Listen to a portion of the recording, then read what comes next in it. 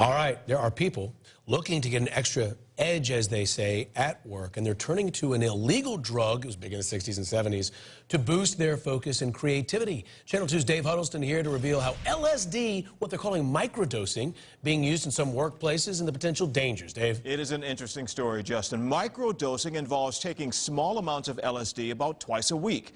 I traveled to New York City, where I sat down with a coach who teaches people how to use the illegal drug without hallucinating on the job.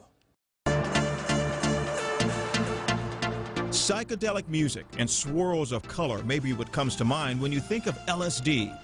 But some people in tech and entrepreneurs are using the drug to boost their performance at work. For creativity, to help with problem solving, to give them a little bit more energy. It's kind of to get another extra edge on what they're doing. It's called LSD microdosing, and Paul Austin is talking up its potential benefits. It helped me with focus and creativity. Austin is the founder of The Third Wave, a group educating people about microdosing.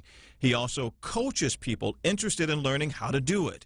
Microdosing involves taking small amounts of LSD, usually 1/10 of a normal dose, about twice a week for a period of time like 30 days. And so the amount that's consumed is sub-perceptible, meaning that people, when they're taking it, they really don't notice any major effect. It's the classic acid trip that we worry about.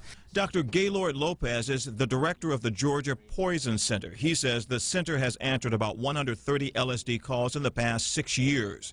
Lopez says LSD can change your perception and behavior. I mean, the symptoms can range from anywhere from flashbacks to bouts of paranoia and delusional state. The U.S. Drug Enforcement Administration warns LSD is a Schedule I drug and is illegal regardless of the quantity. It simply has no accepted medical use and has a high potential for abuse. Austin, who is not a doctor, says anecdotal evidence he's collected suggests microdosing LSD can help people struggling with low levels of depression and social anxiety. Just made me less in my head and more present with people in the moment. But he says anyone with schizophrenia, bipolar disorder, general anxiety, and color blindness should not microdose. As a coach, Austin does phone consultations explaining the basics of microdosing. I really help them to clarify what is your intention, why are you interested in this, and then how can we utilize microdosing as a tool to accelerate that path of personal development. But Lopez says there are healthy ways to give yourself that extra edge.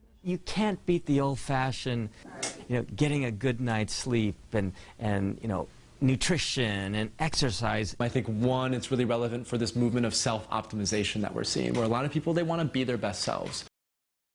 And Austin says he protects himself legally by not getting involved with helping clients get the LSD and having them sign a waiver. Austin has microdosed in the past, but he told me it has been about a year since he's done it.